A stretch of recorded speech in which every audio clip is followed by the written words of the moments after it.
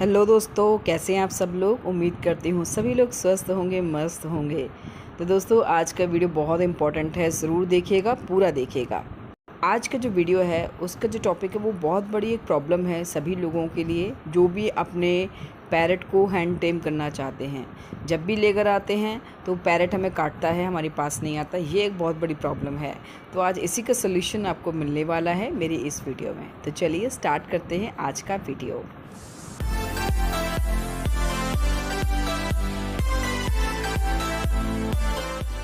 तो दोस्तों, अब जैसे आप सभी को पता ही है कि मेरे पास भी एक नया बर्ड बेबी पैरट आया है। और शिवा भी जब मेरे पास आया था तो वो करीब 3-4 महीने का उसकी एज थी। और ये जो आया है इसकी एज थोड़ी कम है, ये शायद 1-1.5 महीने का ही था, 2 महीने का रहा होगा, इससे ज़्यादा नहीं था। तो प्रॉब्लम क्या होती है कि जब हम हैंड टेम करना चाहते हैं तो बर्ड पैरट हमसे दूर रहता है, हमारे पास में नहीं आता है, क्योंकि वो हमसे डर रहा होता है। प्रॉब्लम और ज़्यादा बढ़ जाती है अगर हमारा बर्ड केज के बाहर आते ही फ्लाई करके दूर बैठ जाता है। तो ऐसी सिचुएशन में हम उसको कभी भी अपने हाथ पर नहीं ले पाएंगे और कभी भी उसका डर ख़त्म नहीं होगा और हमारा डर भी ख़त्म नहीं होता है। तो इसलिए मैं हमेशा अपने इस वीडियो में कहती हूँ कि बर्ड पैरट हमेशा आप छोटा लीजिए, छोटी एज का जितना लेंगे उतना आपको हैंड टेम करने में ईजी रहता है।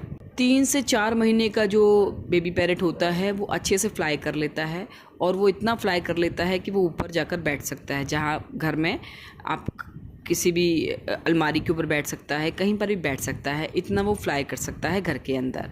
तो ऐसी सिचुएशन में आप उसको लेने जाएंगे तो वो आपको काटेगा। ये बहुत नॉर्मल सी बात है, कॉमन सी बात है, क्योंकि नया बर्ड पैरट अगर आप केज में रखेंगे तो वो आपसे हैंड टेम नहीं होगा, और अगर आप उसको एकदम से खोल देंगे तो वो उड़ के सीधा आपसे दूर भागेगा। ये चीज़ होती ही है। तो इसका सलूशन आज मैं आपको अपनी इस वीडियो में बताने वाली हूँ। देखिए, अगर तो आपका बेबी पैरट छोटा है, जो बहुत ज़्यादा फ्लाई नहीं कर रहा है, 3 से 4 महीने से छोटी एज का है, तो वो थोड़ा थोड़ा फ्लाई करेगा, तो वहाँ पर आप उसको अपने हाथ पर ले सकते हैं। हालांकि हर बेबी पैरट आपको शुरुआत में काटेगा, बस वो वाला नहीं जिसको आपने हैंड फीड करवाया हुआ है 1-1.5 महीने का। जिसको आप हैंड फीड करवाते हैं वो नहीं काटते हैं, क्योंकि उनको आपके हाथों की आदत लग जाती है। लेकिन जैसे बेबी पैरट थोड़े बड़े होते हैं, 2 महीने के आसपास के होते हैं, तो वो काटना शुरू करते, बाइट शुरू कर देते हैं। तो हम इसी डर की वजह से उनको छूते नहीं हैं। और फिर अगर एक बारी आपने उनको नहीं छुआ शुरुआत में, तो फिर आप कभी भी उनको हैंड टेम नहीं कर पाएंगे, फिर वो आपसे दूर ही रहने वाले हैं। तो शुरू में थोड़ा सा आपको बर्दाश्त करना पड़ेगा। कई कई पैरट की बाइट काफ़ी तेज़ होती है, जैसे शिवा की बाइट थोड़ी हल्की थी, लेकिन देवा को अंदाज़ा नहीं, वो ज़्यादा ज़ोर से काट लेता है।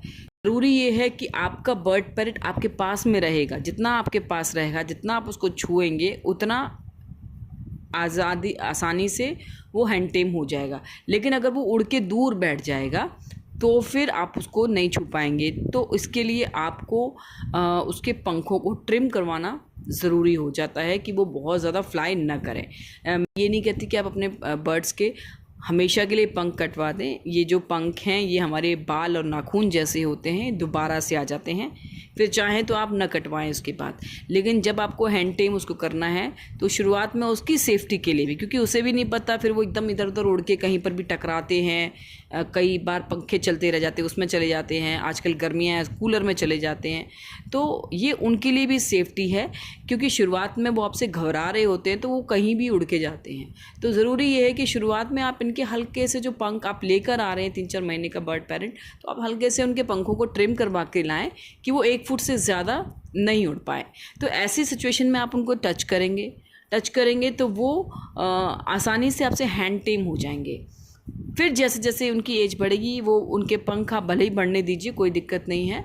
और फिर वो आपके घर में फ्री फ्लाई कर सकते हैं, और अगर आप बाहर भी फ्री फ्लाई की उनको ट्रेनिंग देना चाहते हैं तो आसानी से दे सकते हैं। लेकिन हैंड टेम करने के लिए शर्त ज़रूरी है कि आपका बर्ड पैरट आपके पास में आए।